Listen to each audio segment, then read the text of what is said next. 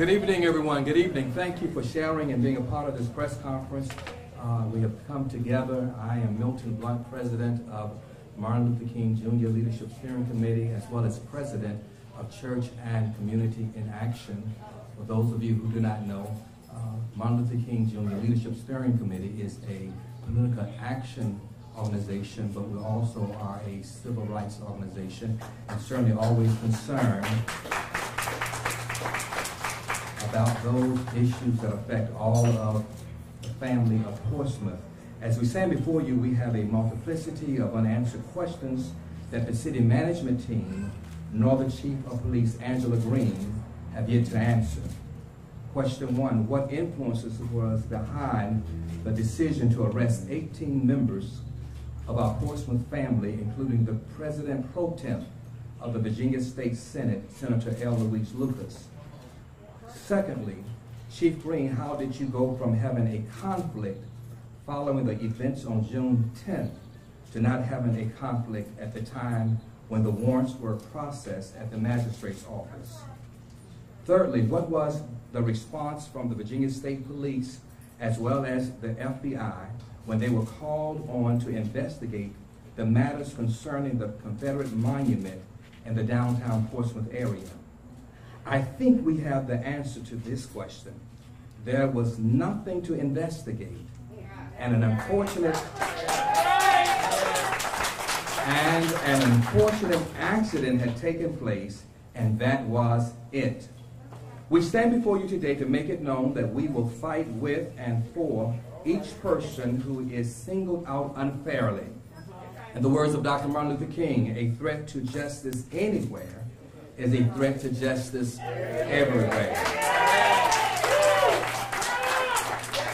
Now let me say this.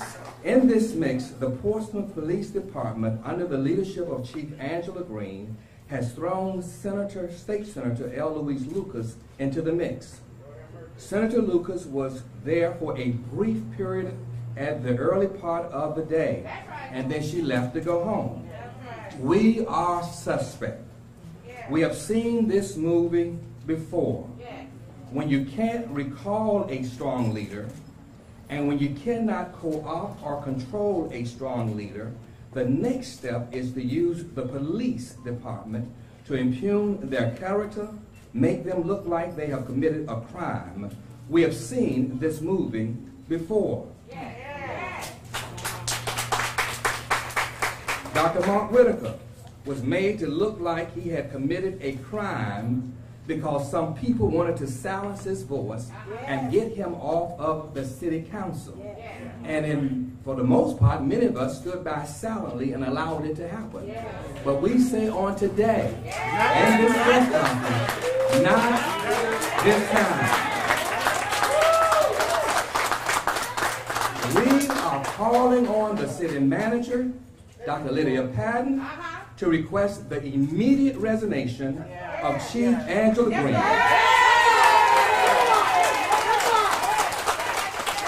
Loudly, we are calling on the Virginia State Police to conduct an investigation into the Portsmouth Police Department. And we are calling also on the Commonwealth Attorney, Stephanie Morales, to do all that she can do to use her influence to throw all of these arrests out so that it does not see the light of day in any courtroom. And let me serve notice as leader of Martin Luther King Jr. Leadership Steering Committee and Church and Community in Action that we will not stand idly by and watch persons of authority, people that we have elected, supported, and put our voice behind. We will not stand by to allow them to recuse themselves this time. We want them to stand up, take responsibility, and throw this mess out so that it does not rise up against anybody in this life nor the life to come. It is as simple as that. That is our position. We are concerned. It's interesting to me that a strong voice such as Senator Lucas, who's been effective and influential in changing policy, a school board member in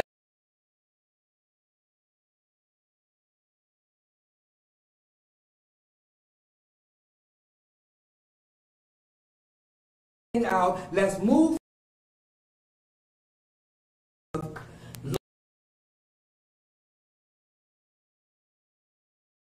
African Americans and others will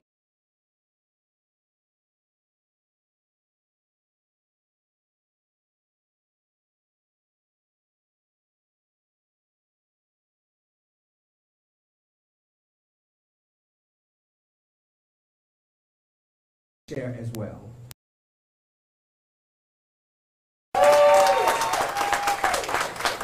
Thank you. And this is sent from Reverend Joe B. Fleming, the founding member of the Martin Luther King Leadership Steering Committee. Dated today, to members of the Martin Luther King Steering Committee, supporters of Senator the Honorable L. Louis Lucas, those who are indicted for getting into good trouble. We have traveled this road time and time again. The characters are different, but the system is the same. We have been working overtime for almost 40 years through the political process, and we must admit that we have made unbelievable strides. Unfortunately, the ugly head of racism keeps raising its head to say we don't matter. Whenever we see the need to say something, we shall speak. Moreover, when the move is made to intimidate, threaten, bully, or silence our state senator, L. Louis Lucas, our NAACP president, James Boyd, the vice president, Louis Gibbs, and Lakeisha Atkinson on the school board, and all the other members of the NAACP. We shall speak up and we shall act. Senator Lucas is one of the best gifts given to Portsmouth. In more than 30 years as a community organizer, city council member, and state senator, Senator Lucas has excelled and served each position with distinction, integrity, and excellence. We shall not be quieted by a citizen from Virginia Beach who sells guns to anybody in Norfolk and wants to patrol to be a lawman in the city of Portsmouth. To him I say, stay in your lane. We shall improve Portsmouth even if our city leaders think we are too anxious to wait. We want to breathe. We must breathe. We shall breathe. We don't need retreads filling leadership positions. We must remain vigilant. We need to continue and stay united. When you mess with our Senator L. Louis Lucas and other community leaders, you must face all of us, because we are all in this together. We shall not give up, and what we have gained in 40 years, our struggle is constant, and we applaud you for making good trouble. Pastor Joe B. Fleming. We often concern ourselves with the what. Never lose sight on the why. Why do we stand up and say the monument must come down? Why is it that they're attacking our leaders? Mama told me this a long time ago. That if you want to know a person, walk a mile in their moccasins. I think it's time for members of this community to walk a mile in the moccasins of our foreparents and all of our descendants who now call America home.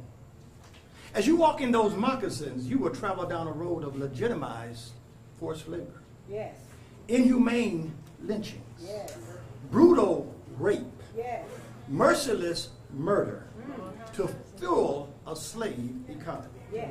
Laws, legislations, and codes were passed to institutionalize one of the worst forms of inhumanity to humanity that has ever been known in this world.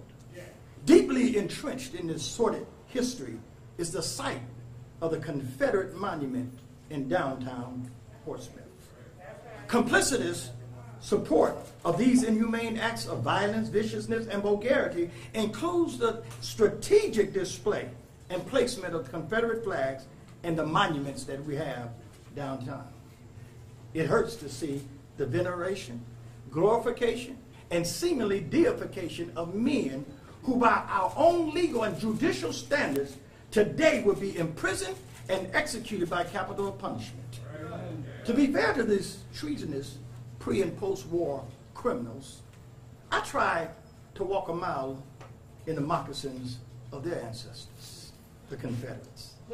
I asked myself, what if my foreparent bought and sold people like cattle? What if my foreparent, who is in the name of conditioning, beat another human being until their flesh was permanently marred or worse, till life left their body? What if my foreparent that exploited a race of people for centuries only so that I can experience privilege? What if my foreparent, who further intimidated, terrorized the race of people by restricting their freedom to read, to travel, and to keep their legitimate families? I wouldn't have to walk alone in those moccasins before I called a spade a spade. I would see evil for what it was. I would see it, and I would not build a monument of indignity or distress.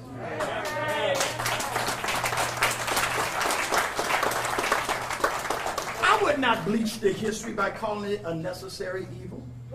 I would not be disingenuous or disguising it and calling it states' right.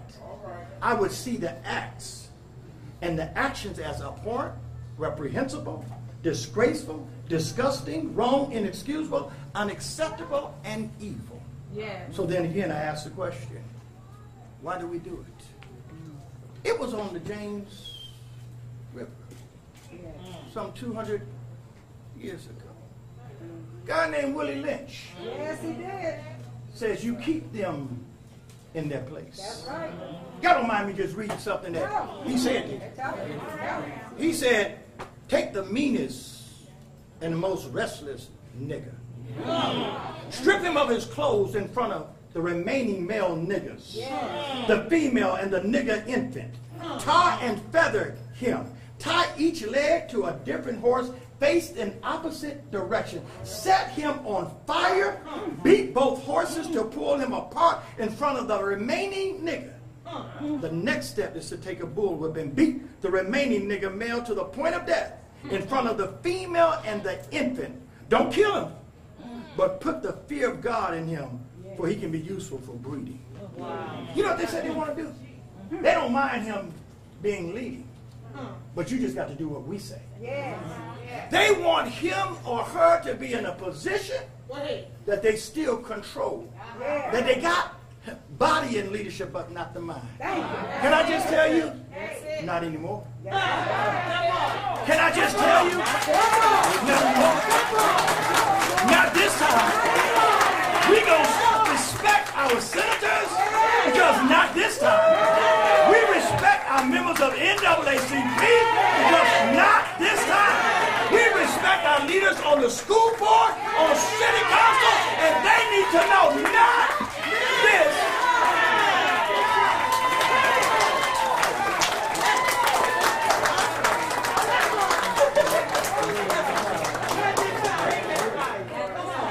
We will now have expressions from our Vice Mayor Lisa Lucas-Burke.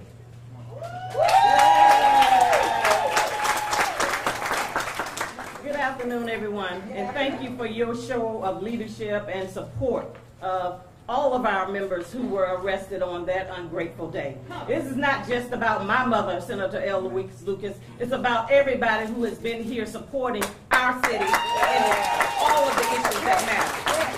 This is not really just about the monument. This is about the rise of the black woman that has happened with Kamala Harris in our office today.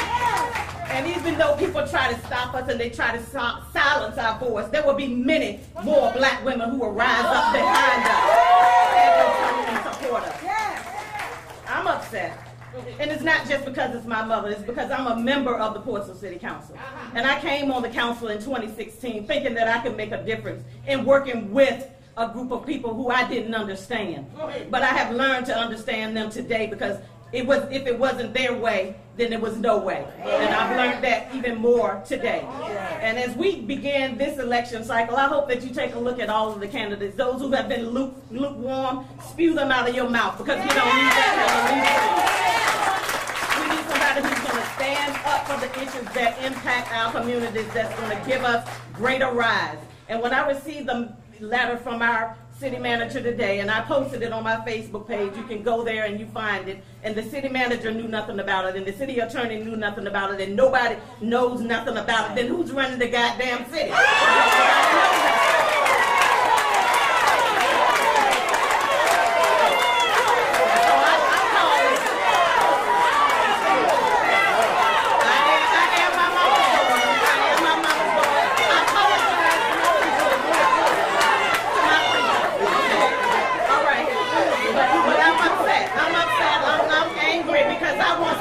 Because when we were asking for answers for Chief Chapman, we couldn't get no answers.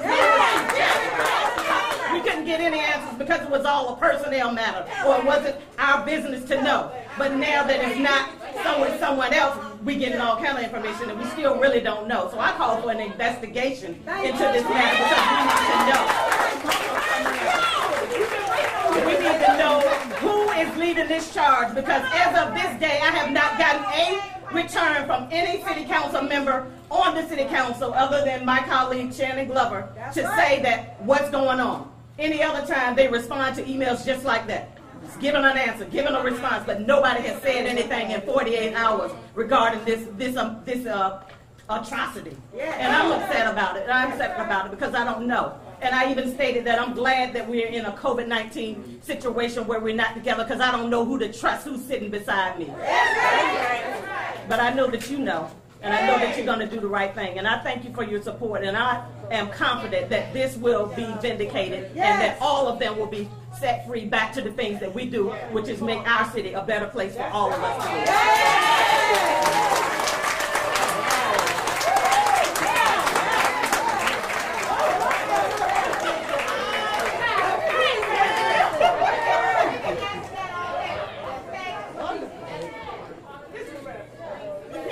So if you were sleeping during this press conference, I'm certain that you awoke now. At this time, we're going to hear from our delegate, Attorney Don Scott, who will come and share a few words of expression. Delegate Scott.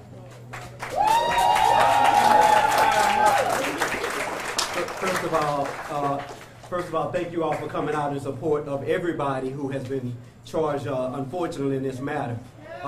It's indicative of a city that is in the death throes of losing power. Those in our community who have been voiceless now have a voice, and there are folks who want to keep us backwards. They're trying to figure out why we don't want to celebrate the history of the Confederacy.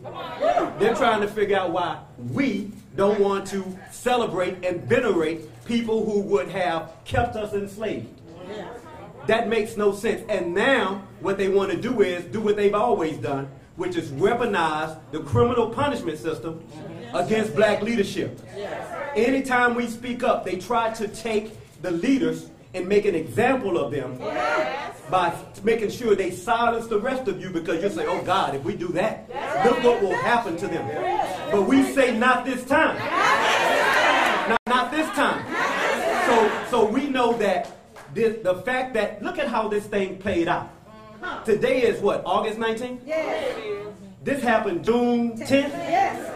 So now 70 days later, Yes. they decide that they want to bring charges on something that happened 70 days ago. Not only that, somebody should be asking, what were the police doing at that time? Yes. They were there the entire time. They were there from the beginning to the end. They should be arresting them damn selves for dereliction of duty.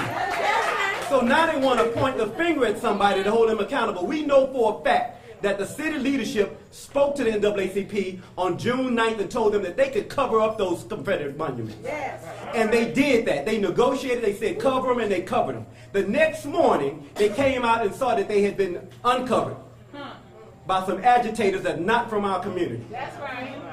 The NAACP then decided to try to cover them again. There were no trespass signs posted. They went up and tried to say, and then the police came over and said, you know what, y'all are trespassing. And they said, why? We've done this yesterday. We talked to the city attorney. We talked to folks, and we can do this. They arrested Louis Gibbs and James Boyd. Yes. That ineptness is what got us where we are now. That's right. They went and they were arrested, and then the community came out in their support. Yes. In supporting them, that's when this stuff began. They came back out, and then the police came out, and they were there the entire time. Right. If I come out right now, and I see, and if James Boyd punches me in the face right now, all right, and the police are here, they have a duty to do their job. Lisa Lucas Burke can't tell the police, you can't arrest James for punching Dunn in the face. So why are we allowing them to use these excuses? I don't believe in all the conspiracy theories. Chief Green is doing what she thinks is the right thing to do at this time, and it's wrong, and it's time for her to go. We know for a fact Dr. Patton just put out an email that says, I knew nothing of this. This is the city manager. Not only did she say I knew nothing of this, moreover, and this is very troubling, she said that the chief had revealed to the city attorney that she had a conflict of interest in this matter, and that the Portsmouth Police Department would not be involved or engaged in the investigation of this matter. And now, 70 days later, guess who's running the doggone warrant? A Portsmouth Police Department. This paper ain't worth the paper. This writing ain't worth the paper it's written on. It's fraudulent, and as City Councilwoman, the Vice Mayor just said, we need the federal government. We need the federal agent, or the Attorney General to come in here and do a thorough investigation of this Portsmouth Police Department. They are extremely corrupt. They have lost their ability to police us. We don't think they care about our community or our concerns. We know that because they demonstrated that to us right now. They've done it since day one. They've used law enforcement to try to lock up Kenny Wright. They use law enforcement to try to lock up Michael Moore. They use law enforcement to hurt Dr. Whitaker. And now they're trying to use law enforcement to hurt Senator Lucas and all of the other folks here who are just simply protesting to make change in here. Not this time. So we need to follow the documents. The federal government and or the Attorney General's office needs to subpoena all of her emails, all of her documents that are written, because if the city manager didn't know, somebody knew. But the city manager said she clearly didn't know. This is unprecedented. So we have a chief who said that she had a conflict. Yes. She revealed that to the city attorney. Yes. And said she would be out of it. And then, when she didn't get her way, the state police didn't do what she wanted them to do. The feds didn't do what she wanted to do. So she decided that she would take it back and do it this way. We have to understand, we have people that don't live in our community. That's right. That are trying to make decisions in our community. That's why it's so important. The next step that we have to do, we must vote. And we not must vote, we must vote intelligently. We have to understand that there are several people that are running just because they have my skin tone, y'all. Just because they have that complexion don't mean they have that connection to the news. So we need to understand that. So this time we need to not fall for the okie doke. And we need to ask the media to be honest about what's going on. They basically are charging people who they said you can't arrest them. Isn't that some foolishness? That's what our police department has been reduced to. They're spending a lot of energy. They're not out in the South Side patrolling. They're not in Cavalier Manor doing their job. They're not on London Oaks out here. They're up here spending all their police energy trying to figure out how they can keep black voices down in a majority black city. Not this time. So at this point, I just want to tell you to stay engaged, stay informed, stay engaged, stay informed, and you must vote. We must vote. But we are going to beat this case. All these charges will be dismissed against these folks. Because we know that they're unjust. Thank you.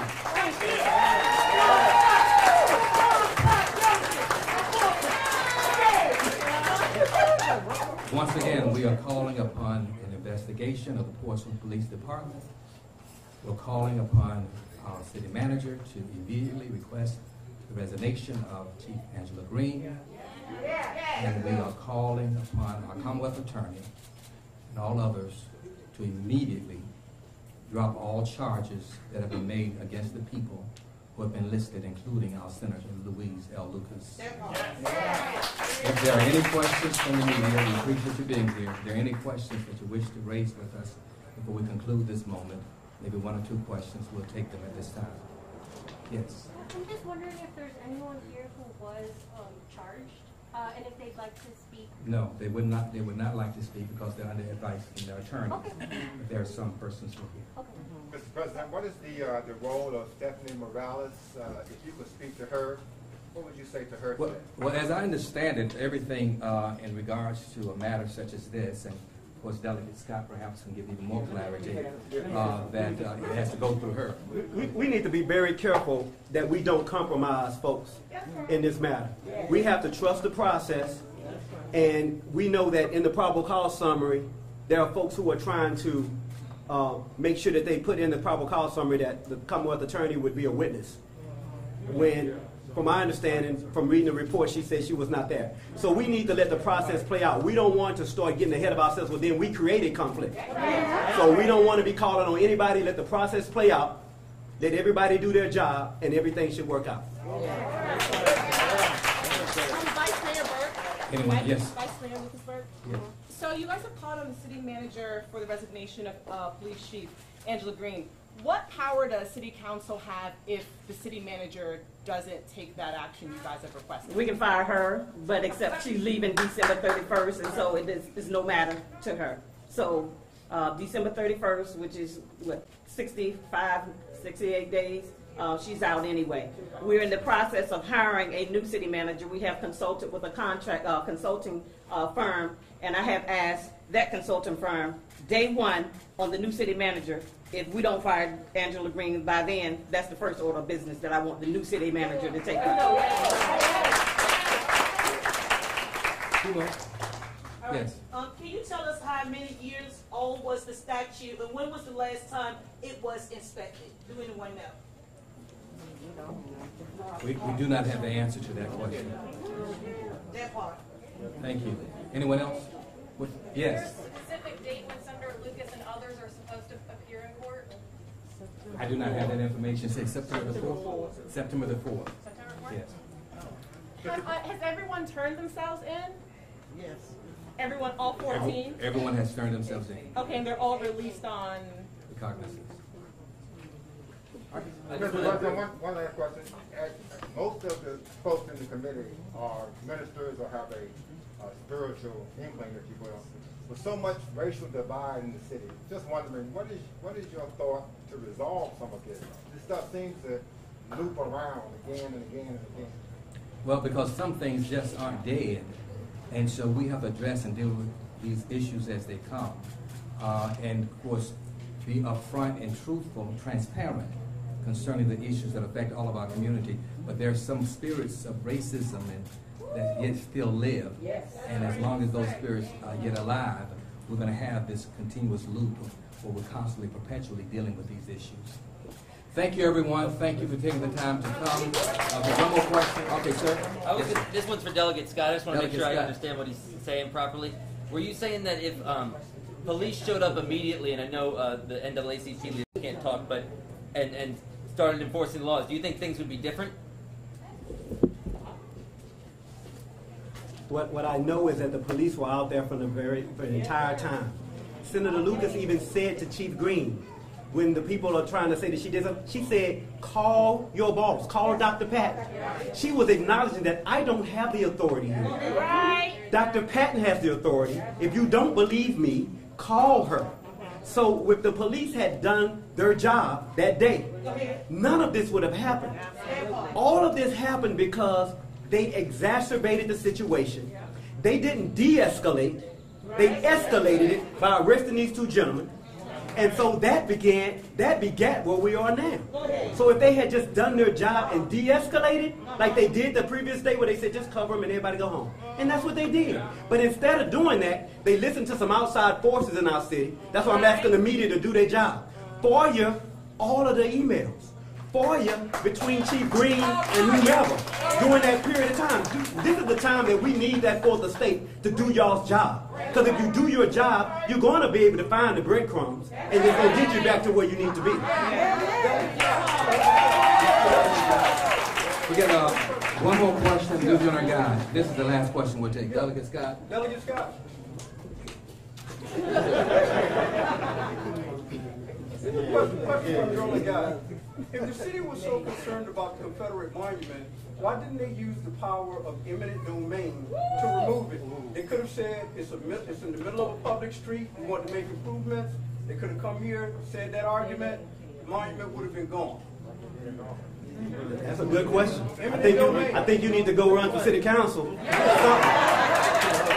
But yeah, there's a lot of things they could have done, but this is where we are now. And so it's important that we stay vigilant about how we move forward. And right now we know that there are people who didn't do their jobs that's trying to hold other people accountable. And the only reason they're doing it now, don't be fooled. This is for political purposes only. This is their motives are for politics only.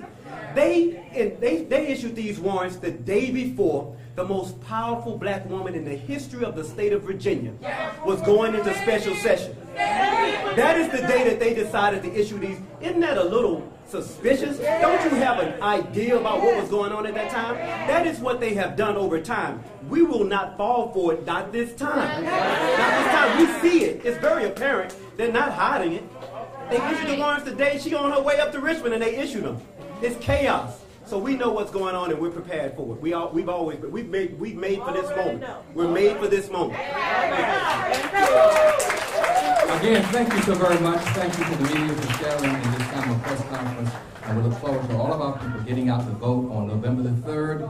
There is a Martin Luther King Jr. Leadership Steering Committee ballots that you will receive, and we look forward for you supporting our candidates. Thank you. Have a great evening.